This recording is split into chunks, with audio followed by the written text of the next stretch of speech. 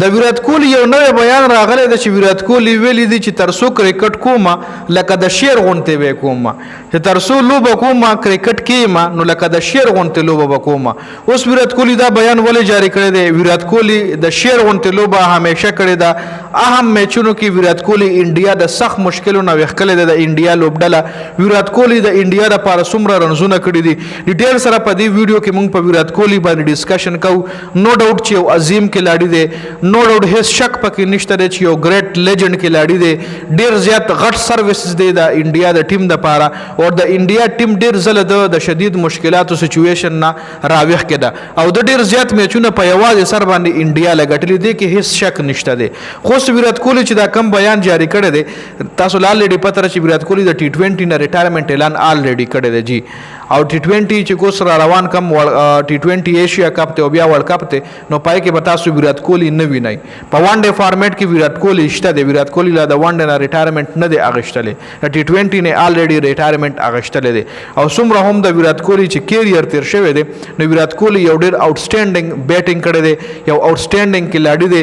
چرته هم د بالر نه دی یریدلې، صرف د امیر نه بغبراویډو او داغه انکشاف ویرات کوهلی په خپل هم کړی دی چې په دنیا کې یو واحد داسې ټف بالر دی چې هغه فیس کول مل لګران دی او هغه محمد عامر دی.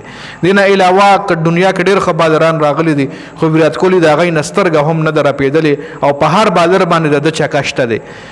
د په هر بالر باندې سکور شته دی. لکه داسې یو بالر په دنیا کې نه وي د په ایرا کې چې د هغه خلاف د سکور نه کړي. که شاهین افریدي د که حارث رؤف ته په هر چا باندې د چکم واخلې د خو سکور کړی د هر چا خلاف، د هر ټیم خلاف د سکور شته دی جی. نو د چې کم بیان جاری کړی چې تر څو کرکټ کوم لکه د شیر غونتې به کوم لکه د ازمري غونتې به کوم نو بالکل دا یو غټ جګرا والا کھلاړي دی، دا ډیفنسیو مایند سیټ والا دی نه اور همیشه د انډیا د سختو حالاتو نه راوښ کړی ده. که چېرې موږ د ویرات کوهلی په کیریئر باندې خبرو کو نو ویرات کوهلی د انډیا لپاره 302 ون ډے میچونه کړي چې په دې کې ویرات کوهلی 14181 رنزونه کړي دي. په ون ډے کې د ویرات کوهلی 14181 رنزونه دي. په ټیسټ کې په 123 میچونو کې د ویرات کوهلی رنزونه 9230 دي. په ټي 20 کې 125 میچونو کې 4188 د ویرات کوهلی رنزونه دي. لکه کومګه غټ حساب موکو نو ویرات کوهلی په درې وړو فارمیټو کې تقریبا 28000 رنزونه جوړ کړي دي د انډیا لپاره. په ټیسټ په ون ډے او په او ډي آی کې د درې وړو فارمیټو سکور چې د ویرات کوهلی روچت کې نو تقریبا 28000 رنزونه د ویرات کوهلی په درې وړو فارمیټو کې جوړیږي.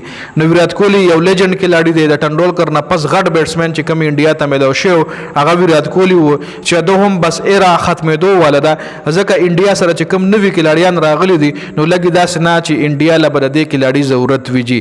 آلریډي ټي 20 ټیم جوړ شوی دی، یو بیلنس ټیم دی جی. د ویرات کوهلی حواله سره تاسو سره راي دا کمنټ لازمي وکړئ.